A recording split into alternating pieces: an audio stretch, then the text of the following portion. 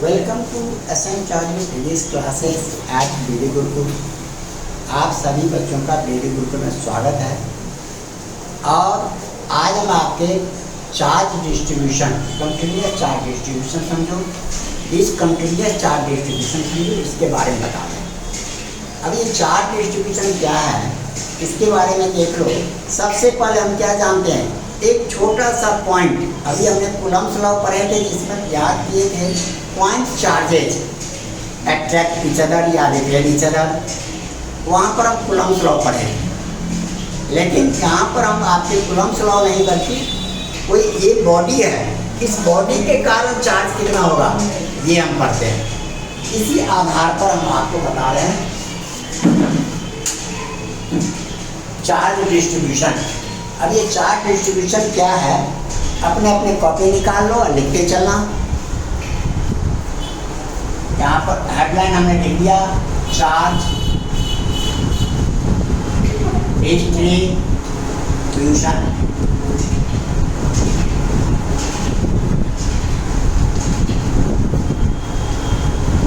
यहाँ पर charge distribution लिखते हैं, when body is charged, when a body is charged spreads on the body. This phenomenon is called charge distribution। जब किसी body पर हम चार्ज देते हैं, चार्ज दो तरह से, या तो बॉडी पर जहाँ चार्ज देंगे वहीं चार्ज जमा रहेगा, या चार्ज पूरे बॉडी पर फैल जाते हैं, इस बात पर डिपेंड करता है। और चार्ज किस तरह से फैला हुआ है, किस तरह से बिखरा हुआ है, इन सब बारी बात हम देखते हैं। एग्जाम्पल के तौर पर मान लो बेटा हमें दो बॉडी दे दी है, ये एक बॉडी है, इस पर आपको चार्ज यहाँ पर दे रहे हैं, चार्ज यहाँ पर चार्ज कम है, यहाँ पर चार्ज दे रहे हैं, यहाँ पर चार्ज दे रहे हैं। ये मोर चार्जेज है, ये मोर चार्ज, लेस चार्ज, यहाँ पर लेस चार्ज है। देख लो यहाँ पर मोर चार्ज है, यहाँ पर लेस चार्ज, पूरे बॉडी पर चार्ज सब जगह एक जैसा नहीं है। और दूसरा आपने ऑब्जेक्ट लिए, इस पर पूरा का पूरा चार्ज बना दिए, +Q चार्ज हमने लिखा, सभी के ऊपर +Q चार्ज है, सब जगह इक्वली फैला हुआ। इसी तरह से चार्ज पूरे फैलते हैं या एक जगह जमा रह जाते हैं, क्या होता है, इसी को कहते हैं charge distribution. Hence, when a body is charged, when a body is given charge spreads on the body, the phenomena is called charge distribution. It is of two types. It is of two types. ये दो तरह से होते हैं, two types. पहला discontinuous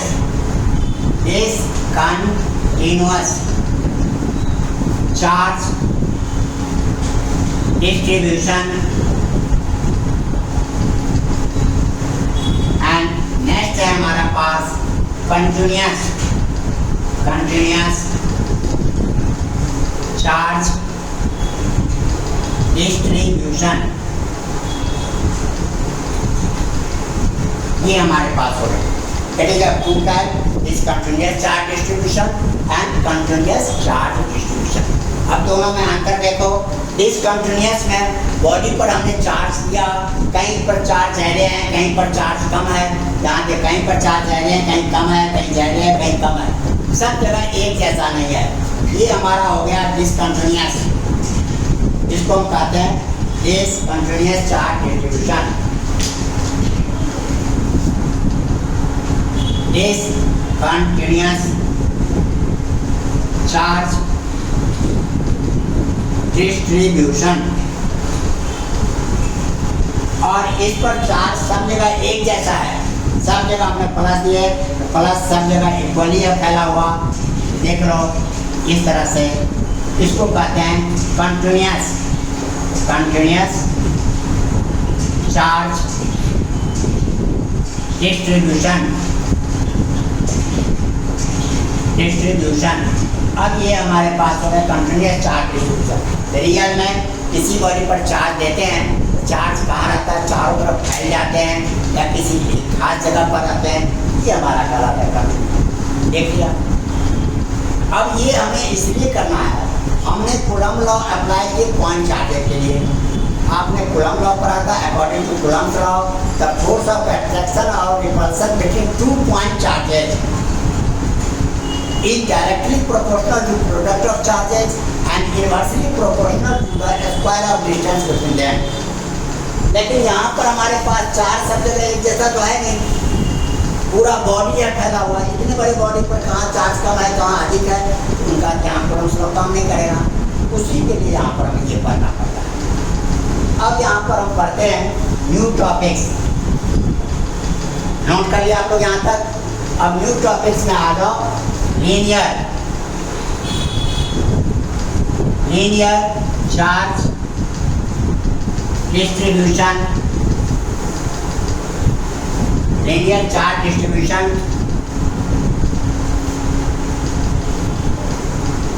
और linear charge density. Linear charge distribution कहते हैं या लीनियर चार्ज डेंसिटी। टुकड़े टुकड़े में कई सारे लेक्चर हो जाते हैं।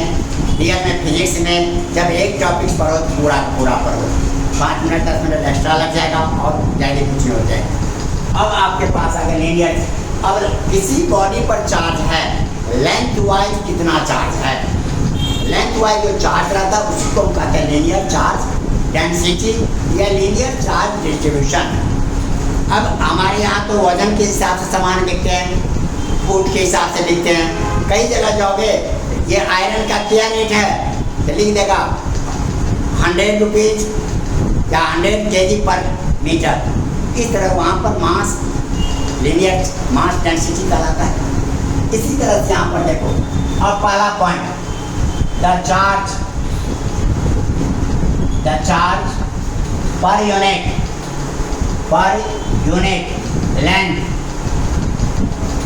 of a body is called linear charge density। The charge per unit length and one length में कितना है देख लो बेटा। Simply let L length has Q charge, therefore one length has Q by L charge। one length में कितना charge है यहाँ तक हम नोट करके दिखा दिए। by definition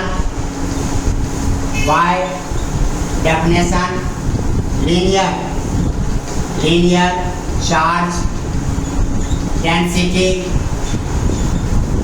density equal to Q upon L, that is charge upon length। Charge upon कोई भी टॉपिक पूछता है केवल 1 पॉइंट 2 पॉइंट लिख देने से काम नहीं चलते। हमें सारे पॉइंट क्लैरिफाई करना है जिससे कि वो आराम से समझ सके। Here the charge per unit length of a body is called linear charge density। Let L length has Q charge, then one length has Q by L charge। So by definition linear charge density equal to Q by L, that is charge upon L length। Now it is denoted by second point, it is generally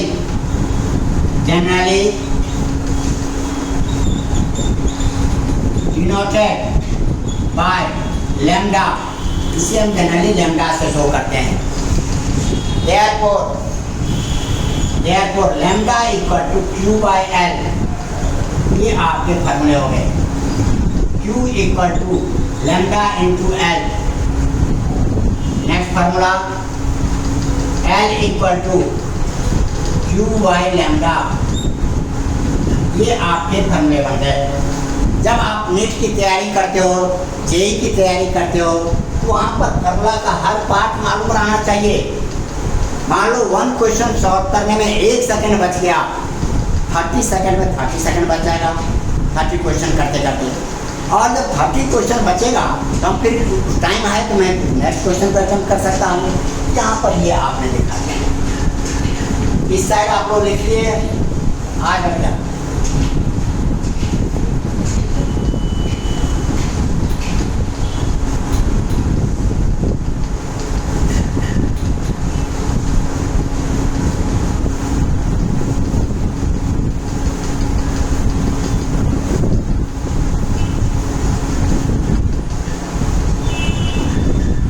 इसमें आप देख लो third point,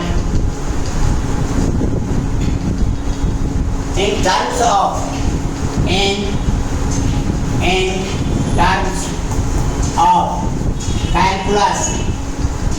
calculus lambda equal to d2/dl। ये हम note करते हैं। जब chart बहुत छोटा हो एक पॉइंट पर और उसका लेंथ भी बहुत छोटा हो तो लैम्डा इक्वल टू d2/dl लिखते हैं। हमें इसकी ज़रूरत पड़ता है गॉस थ्योरम बनाते समय, जहाँ d2 equal to lambda into dl formula use करते हैं एंड dl इक्वल टू d2/लैम्डा, ये फॉर्मूला हम यूज करते हैं। अब आपके 2 मार्क्स के क्वेश्चन है, अभी तक हमने केवल 3 पॉइंट ही लिखा है, कम से कम 4 पॉइंट तो चाहिए। 4 पॉइंट पर आ जाओ। It is scalar quantity. 5th point में आ जाओ। एसआई यूनिट बोलो बुढ़िया, एसआई यूनिट क्या होगा? SI unit of linear coulomb charge density is. मान लो हमें पता नहीं है तो हम इसका यूनिट यानी dq का यूनिट और dl का यूनिट, तो dq का मतलब चार्ज का यूनिट कूलम, और यहाँ पर लिखिए मीटर इज कूलम पर मीटर ऐसे लिखो, या कूलम पर मीटर ऐसे लिखो, या कूलम मीटर पावर -1 ऐसे लिखो। अब इस तरह से आपने 5 पॉइंट लिया। अब नेक्स्ट एक और पॉइंट हम लिखने का प्रयास करते हैं। डायमेंशन क्या होगा? मोस्टली बच्चे 11th में पढ़ा डायमेंशन फार्मूला भूल गया, 12th में आते हैं तो लटक जाते हैं। अब हम क्या करें? डायमेंशनल फार्मूला कैसे लिखेंगे?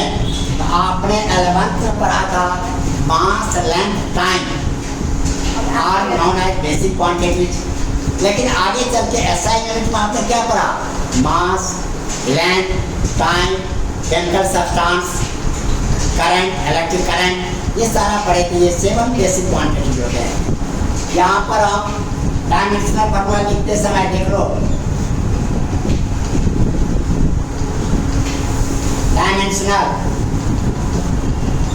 Dimensional formula. बच्चे कहते हैं जहाँ सर हमने पढ़ा नहीं, अब आपके देख लो। डायमेंशनल फार्मूला का मतलब लैम्डा को आपने ब्रैकेट कर दिया स्क्वायर ब्रैकेट में, यही पहचान है डायमेंशन का। और इस तरह से dq ये है अपॉन ये l, इनका dimension. Charge equal to IT आप लोग पढ़ चुके हो, करंट इनटू टाइम। इस तरह से dq का क्या हो जाएगा? IT हम I और T और इसका हो गया L। अब M तो बेटा इसमें है नहीं, तो हम क्या लिख देंगे? This equal to M0। L नीचे से ऊपर लाएंगे तो पावर -1, L -1, T1 और I एम्पियर लिखते हैं। अब IT हमने लिखा था, यहाँ पर हम क्लियर कर देते हैं। अब आप एम्पियर लिखिए। एम्पियर पावर 1 ये डायमेंशन हो गया। मास 0, लेंथ -1, टाइम 1 और IT दैट इज एम्पियर और ये टाइम। There are 6 point. इस तरह से हमें लीनियर चार्ज डेंसिटी का 6 पॉइंट बता दिए। अब 6 पॉइंट जैसे हम बता दिए हैं, इसी आधार पर आप आगे का भी हम पढ़ेंगे। 6 के 6 पॉइंट आएगा समझ में। कंटिन्यू करें और नेक्स्ट में अब आ जाओ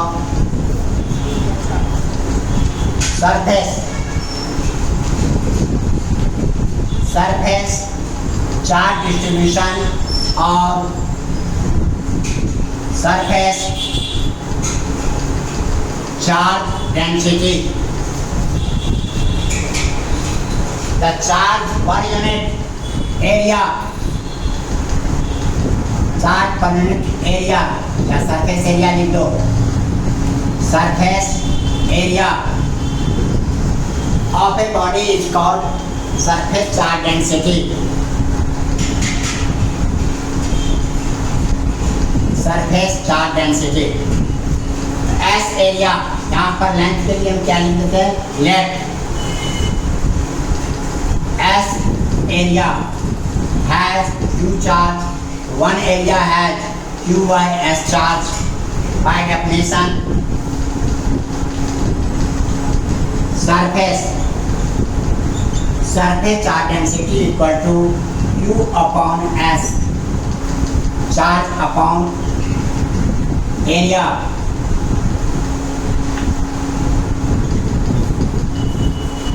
Generally denoted by sigma, or therefore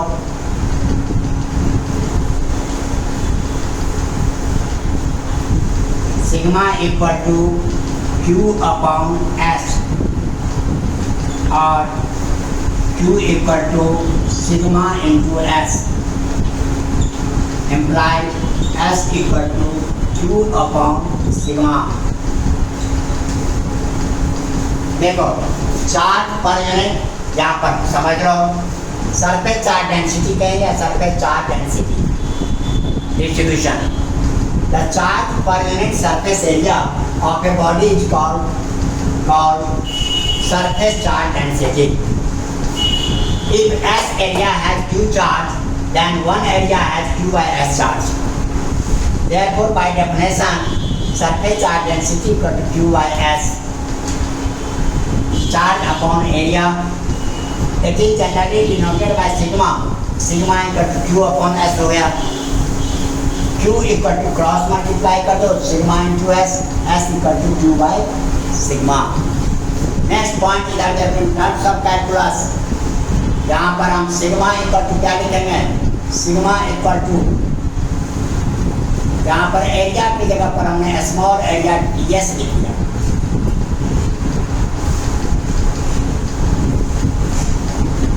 sigma into ds,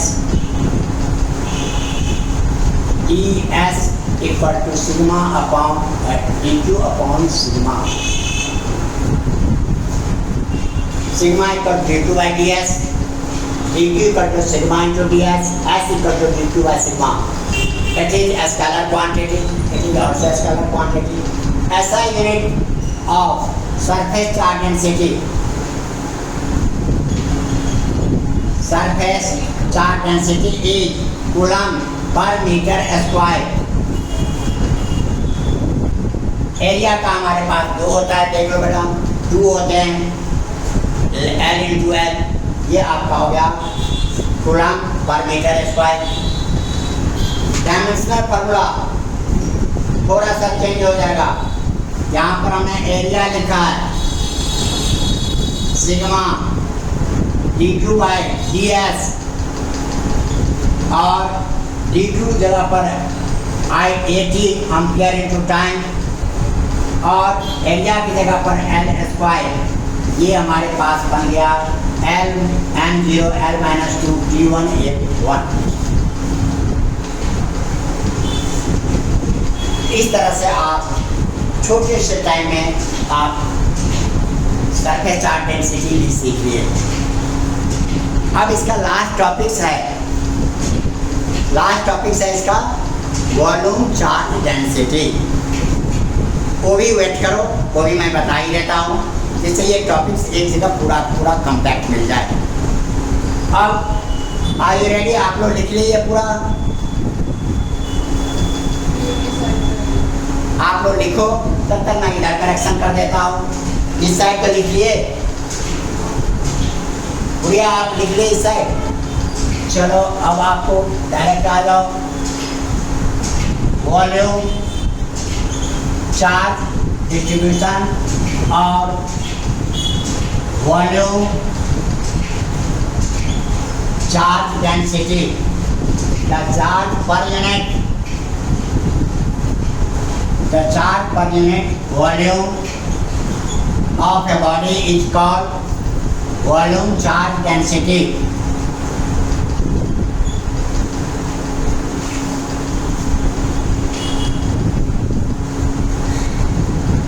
Let V volume has Q charge, then one volume equal to Q by V charge.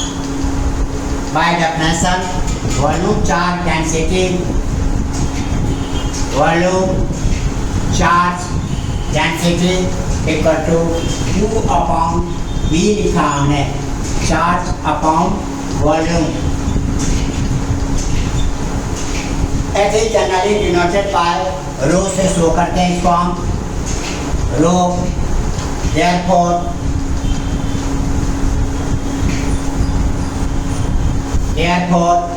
rho equal to Q upon V.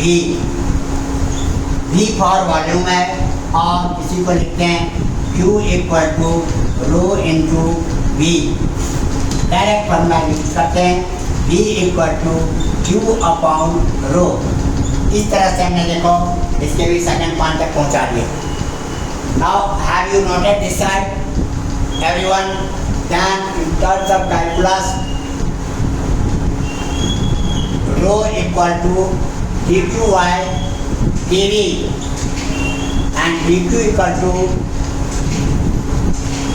rho into dv, dv equal to dq by rho. It is also a scalar quantity, SI unit of volume charge density. Volume charge density is coulomb पर metre cube, और coulomb पर metre cube और C m raised to power -3। Dimensional formula rho equal to dq by dv and dq equal to at।